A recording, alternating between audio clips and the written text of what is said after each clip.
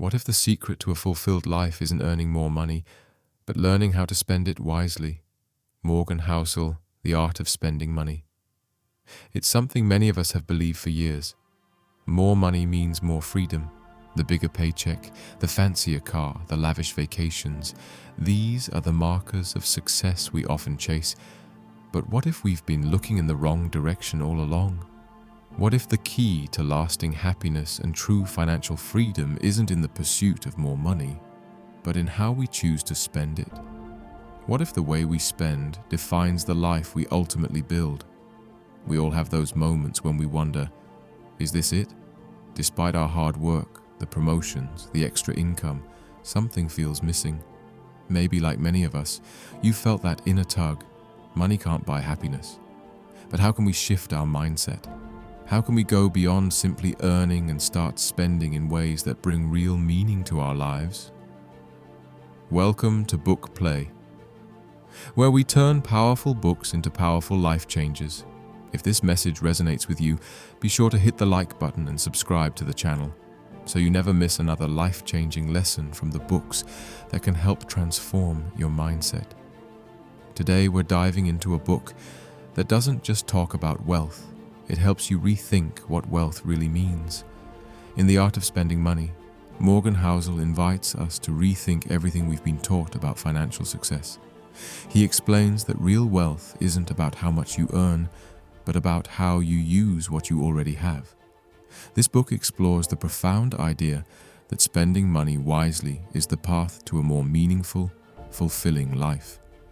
Whether it's learning how to prioritize what truly matters, or making financial decisions that align with your deepest values, Housel's wisdom will help you reshape your relationship with money forever. So what does it take to start living a life where money serves you, not the other way around? Let's find out. Meet Benjamin. He's 29, a financial analyst at a prestigious investment firm. He's worked tirelessly to get to where he is, climbing the corporate ladder, securing high-profile clients, and earning a steady income. From the outside, it's the life many would envy. A well-paying job, an impressive resume, and a sleek downtown apartment that he's finally able to afford. But Benjamin is tired. He's realized that despite his success, he feels more trapped than ever. His job is demanding, the hours are long, and the pressure to perform never lets up. He spends his days analyzing numbers, predicting market trends, and calculating risks for other people's wealth, but for his own life he feels uncertain. It's not that Benjamin isn't doing well financially, he is. He's saved diligently, invested wisely, and has a substantial portfolio. But the more he earns, the more he feels an overwhelming sense of emptiness. It's as if the very pursuit of money, which once seemed like the ticket to freedom, has become a never-ending treadmill. Every promotion, every raise just brings him more responsibility, more expectations, and less time for what truly matters. Benjamin's free time, what little there is spent maintaining a lifestyle that looks good on paper. He's bought the latest gadgets, a designer wardrobe, and taken several luxury vacations, yet none of it brings him the happiness he thought it would. When he looks around, he sees his colleagues doing the same thing, chasing bigger bonuses, bigger houses, bigger everything. The more they get, the more they seem to want. But is that really all there is? One afternoon, while on a rare break from work, Benjamin finds himself wandering through a quiet bookstore. It's a Sunday, and the bookstore is mostly empty, with only the soft rustling of pages filling the air. He's browsing aimlessly, his mind consumed by the usual questions. How do I get ahead? What's next for me? That's when he notices the book, The Art of Spending Money by Morgan Housel. It stands out among the financial titles and investment guides, its simple yet intriguing cover drawing him in. Spending money? He thinks. I've been doing that my whole life. What could this book possibly teach me? He picks it up and flips through the pages. The book doesn't promise a blueprint for wealth building, but rather a radical rethinking of how we approach money. It's not about how much you make. It's about how you use what you already have.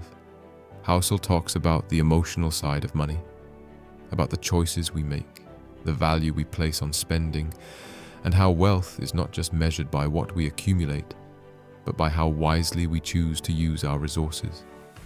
Benjamin's heart starts to race. This is different. For the first time in a long time, he feels a glimmer of hope. Maybe he's been asking the wrong questions all along. Maybe it's not about how much more he can earn, but about how he spends, and whether the way he's been living is truly aligned with what he values. He buys the hardcover book, almost on impulse, and takes it back to his apartment.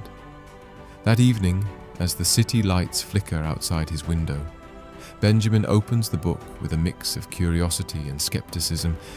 He's tired of the endless chase, but is there really another way to think about money? As he reads, a shift begins to occur inside him. The more Housel's words resonate, the more Benjamin wonders, what if this is the answer? What if wealth is not something to acquire, but something to use consciously and meaningfully? And what if, just maybe, his entire approach to money and life could change forever? The Art of Spending Money is not your typical financial book. In fact, it's not even a book about how to get rich. Instead, Morgan Housel invites readers to rethink everything they know about money, not as something to accumulate, but as something to use wisely, with intention, and in a way that aligns with our deepest values. For Benjamin and many others who are caught in the never-ending pursuit of more, the premise of the book is eye-opening. We don't need more money to live a more fulfilled life. We need to learn how to spend what we already have thoughtfully and meaningfully. Housel breaks down the psychology of money in a way that's both accessible and profound. He argues that the real power of money doesn't come from accumulating more, but in choosing how we spend it. The book explores how unconscious spending, like buying things just to keep up with others or as a quick fix for unhappiness, can lead to a life that feels unfulfilled, no matter how much we have in our bank accounts. Instead, Housel urges readers to focus on intentional spending, the idea that money should be used to create freedom, purpose, and happiness. Whether it's investing in experiences that truly matter, choosing to spend on things that reflect our values, or learning how to say no to things that only add to the noise, the lessons in this book are about making every dollar count in a way that aligns with who we are and what we truly care about. For someone like Benjamin, who has spent years working harder and earning more, only to feel more disconnected from his true desires, this book is a wake-up call. It challenges the assumption that wealth is about accumulation and flips the script, encouraging readers to think about money as a tool to live more intentionally, rather than a prize to be chased endlessly. The Art of Spending Money is about using money to enhance our lives, not drain them. It's not a guide for getting rich. It's a guide to creating a richer, more meaningful life by aligning our financial choices with our values and purpose. And for Benjamin, it promises a fresh perspective on money and on life itself. Lesson number 1. Wealth is what you don't see. True wealth isn't about the things you can see, it's about what you don't spend. As Benjamin opens The Art of Spending Money, he's immediately struck by how differently Morgan Housel talks about wealth. For years, Benjamin had measured success by the visible symbols of prosperity: the luxury watch, the high-end car, the sleek apartment. He believed these things proved his success, but now Housel challenges him to think differently. Benjamin realizes that all the possessions he's been accumulating aren't true wealth, they're distractions. Every purchase has led him into a cycle of consumption, buying to impress others or momentarily satisfy a need for validation. But none of it brings him the lasting fulfillment he craves. The more he reads, the clearer it becomes. Real wealth is not about what you show off.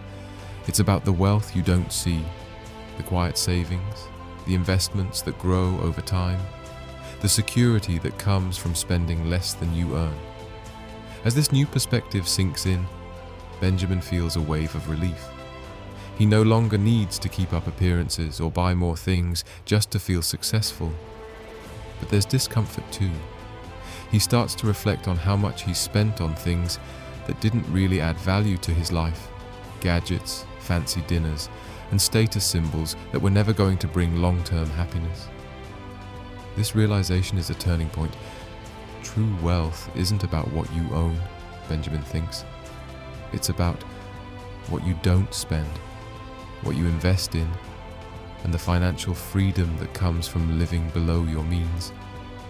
For the first time, Benjamin understands that building wealth isn't about accumulating things, it's about creating space for financial security and freedom. Benjamin decides to act. He automates his savings, taking a portion of his paycheck and investing it before he even sees it. This small step helps him shift from a consumer mindset to an investor mindset. He also starts examining his spending more critically. He cancels subscriptions, cuts back on dining out, and refocuses his money on things that truly matter, like health and experiences that enrich his life. By making these small changes, Benjamin starts to feel more in control of his financial future. It's not about depriving himself. It's about making intentional choices that will build wealth over time. If you're feeling stuck in a cycle of consumption, consider this. What are the purchases that don't align with your true goals? How can you redirect that spending into savings or investments that will pay off in the future? Benjamin's shift is subtle, but it's powerful. He no longer defines success by what others see. Instead, he finds peace in knowing that his wealth is quietly growing in the background. And as he continues to embrace this new mindset, he begins to ask himself, what if money could be a tool for freedom? Freedom to live the life I want without the pressure to keep up with anyone else. Lesson number 2, getting rich versus staying rich. It's not just about how much you make, it's about how much you keep. As Benjamin continues reading The Art of Spending Money, he is confronted with another life-changing lesson. It's not enough to just get rich. You also have to know how to stay rich. This concept feels like a revelation. Until now, Benjamin's focus has been on earning more, climbing the corporate ladder, and collecting bigger paychecks. He thought that wealth came from making more money, but Housel challenges that assumption. Benjamin has always admired people who seem to effortlessly accumulate wealth. He envied their ability to make money, to live lavishly, and to enjoy the luxuries of life. But as he reflects on his own financial journey, he realizes he's been focused on the wrong thing. He's been chasing the act of earning, not preserving. And that's where so many people go wrong. Getting rich may be hard, but staying rich is even harder. Benjamin begins to understand that accumulating wealth is one thing, but preserving it requires an entirely different mindset. It's about long-term thinking, financial discipline, and managing risk. While earning more money can be exciting, it can also lead to the temptation to spend more, to inflate your lifestyle, and to take on unnecessary risks to maintain a certain image. Housel explains that staying rich comes down to a few simple principles: spending less than you earn, avoiding debt, and being comfortable with uncertainty. For Benjamin, this is a radical shift. He realizes that the wealth he's been building, though significant, has been vulnerable. He's been spending more as his income grows, always upgrading to bigger and better things, but never fully understanding that this kind of behavior puts his financial security at risk. As Benjamin processes this, a wave of anxiety hits. What if he's been putting his wealth at risk all along? What if he's been living too close to the edge, buying things he can't afford to impress people he doesn't even care about? He realizes that true financial security comes from creating a margin between income and spending, a buffer that gives him peace of mind. And that's the key to staying rich, maintaining that margin. Benjamin begins making adjustments. He adopts a mindset of financial conservatism. He no longer feels the pressure to spend to keep up with his peers. He stops inflating his lifestyle and learns to live with what he has, finding contentment in his current situation. He decides to save and invest more, taking calculated risks rather than chasing after every new opportunity that promises instant gratification. Benjamin's new approach is gradual, but it's profound. He starts putting aside more money for his future, avoiding unnecessary debt, and learning to appreciate what he already has. The more he adopts this mindset, the more confident he feels about his future. He understands now that wealth isn't just about what you make, but about how you manage what you have. If you're in a position where you've earned money but haven't been able to save or keep it, ask yourself, how can I create a margin between my income and my spending? Staying rich requires discipline, a commitment to saving and investing wisely, and the ability to ignore the pressure to live beyond your means. For Benjamin, the journey towards staying rich is just beginning, but he now sees clearly. It's not about the next big paycheck or the flashy lifestyle. It's about building a foundation of financial security that will last for years to come. Lesson number 3, the power of luck and risk. Wealth isn't just about skill, it's about luck and risk too. As Benjamin dives deeper into the art of spending money, he begins to feel a little uneasy. In this next lesson, Housel introduces a topic that feels almost too uncomfortable to face: the role of luck and risk in wealth. Benjamin has always believed that his success is a direct result of his hard work and smart decisions. He prides himself on his diligence, his discipline, and his ability to make the right choices. But as he reads, Housel asks him to confront an uncomfortable truth. Luck and risk play just as large a role in financial success. At first, Benjamin resists. He thinks of all the late nights, the sacrifices, the tough decisions he's made to get where he is. Surely his success can't just be chalked up to luck. But Housel's point hits home. The timing of your efforts, the opportunities that come your way, and the risks you take are just as significant as any of your actions. The key is understanding that some things are simply beyond your control. Benjamin begins to understand how the role of luck and risk has shaped his financial journey. He thinks back to his career, the opportunities he's had, the promotions he's received, and even the timing of some of his investments. It's clear now that many of these things were influenced by factors outside of his control: the economy, the job market, the people he knew, even random moments of good fortune. At the same time, he's been fortunate to avoid some major financial risks that could have derailed his progress. He realizes that despite all his efforts, he's never truly been in complete control of his financial destiny. This lesson forces Benjamin to confront his own biases. He's always had a tendency to believe that his success is a result of his own actions and decisions alone. But now he sees that there's a deeper layer to wealth, a recognition that luck plays a significant part. It's not about diminishing his hard work, but about acknowledging that external factors, both positive and negative, have shaped his financial journey. Benjamin feels a sense of humility. He realizes that while he should continue to make smart financial decisions and take calculated risks, he also needs to accept that things won't always go according to plan. Some opportunities may come and others may pass. He'll have good luck, and he'll also face setbacks and risks he can't predict. Benjamin now understands that the key to financial success isn't simply about skill. It's about managing the risks you take and positioning yourself to benefit from luck when it strikes. He feels more prepared to handle uncertainty. He's no longer as obsessed with controlling every aspect of his financial journey.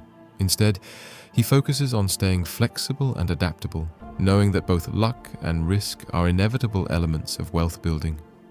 Benjamin starts taking more thoughtful, balanced risks. He diversifies his investments, understanding that some will pay off and others may not. He becomes more comfortable with the fact that he can't control everything. Instead of trying to plan for every possible outcome, he focuses on positioning himself in ways that will help him navigate uncertainty when it arises. If you're someone who has struggled with uncertainty, ask yourself, how can I manage risk in my life and be open to the opportunities that come from luck? Acknowledging the role of luck and risk doesn't mean abandoning control. It means accepting that you can't predict everything, but you can control how you react when the unexpected happens. For Benjamin, this lesson brings a sense of peace. He understands now that his financial journey isn't about eliminating all risk or controlling every variable. It's about accepting the unpredictable nature of wealth and making smart decisions despite the uncertainty. And as he looks ahead, he wonders, how can I use my awareness of luck and risk to make more informed, less fearful decisions in my future? Lesson number 4. Save money like your life depends on it. Saving money isn't about how much you make, it's about how much you save. As Benjamin continues his journey through the art of spending money, he encounters another eye-opening lesson: the power of saving. Housel stresses that saving money is the single most important thing you can do for your financial future. But it's not just about setting aside a little here and there. It's about making it a priority, treating it as if your life depends on it. This concept hits Benjamin hard. Up until now, he'd viewed saving as a passive thing, a nice to do, but not a must do. He thought that as long as he made enough money, saving would eventually take care of itself. But Housel's words challenge that mindset. Benjamin realizes that saving isn't optional. It's the foundation of financial security. The more he thinks about it, the more he sees the truth. No matter how much you earn, it's your ability to save that determines your financial freedom. Benjamin begins to see how his approach to saving has been lacking. Sure, he saved a little here and there, but it was never intentional. It was reactive, not proactive. He would save when he had extra money, but he never made it a priority. The result? He wasn't building the kind of financial cushion he needed to feel secure. In fact, without a clear strategy for saving, he was just one unexpected expense away from financial stress. Reading this lesson forces Benjamin to take a hard look at his habits. He starts to feel the urgency of saving, not just because it's smart, but because it's necessary. Housel talks about saving for the sake of freedom. Freedom from debt, from unexpected emergencies, and from living paycheck to paycheck. The more Benjamin reads, the more he understands. Saving money is the key to creating the life he wants. Benjamin takes action immediately. He decides to set a savings goal, not just for emergencies, but for long-term financial independence. He automatically transfers a percentage of his income into a savings account each month, making saving non-negotiable. He starts thinking about savings as a habit, not as something he'll do if there's money left over. He also makes a commitment to building his savings without sacrificing the quality of his life. Housel emphasizes that saving isn't about depriving yourself. It's about creating a buffer, a safety net that allows you to make smarter decisions in the future. Benjamin learns that it's not about being miserly, but about being intentional. He stops buying things on impulse and starts evaluating every purchase through the lens of whether it will add long-term value or just provide temporary satisfaction. As Benjamin starts building up his savings, he begins to feel more secure. There's a sense of peace that comes with knowing he's prepared for the unexpected. He no longer feels like his financial future is up to chance. Instead, he feels in control, knowing that his savings are growing and that he's building the foundation for the life he wants to create. If you're not saving the way you want to, ask yourself, what would happen if I treated saving as the most important thing I can do with my money? Making saving a top priority is the first step toward financial independence. The more Benjamin focuses on saving, the more empowered he feels. And as he reflects on this lesson, he wonders, what could my life look like if I had a cushion large enough to give me true financial freedom? Lesson number 5. The true value of time. Time is the one thing money can't buy, so spend it wisely. Benjamin's journey through the art of spending money takes another unexpected turn as he absorbs Morgan Housel's final lesson. Time is the most valuable resource you have. This realization strikes Benjamin in a way he wasn't prepared for. Up until now, he'd been focused on money, earning it, saving it, and investing it. But Housel shows him that time, more than anything, is what shapes a life of true wealth. As Benjamin reflects on his current life, he begins to feel the weight of this lesson. He spent so much time chasing financial success, climbing the corporate ladder and acquiring things, but he's overlooked something crucial: how he spends his time. He realizes that no amount of money can ever buy back the years he's already spent. The vacations he didn't take, the family moments he missed, and the hobbies he abandoned in pursuit of his career, they're all gone. And there's no amount of money that can restore them. Housel emphasizes that wealth isn't just about accumulating material possessions, it's about having the freedom to spend your time the way you want.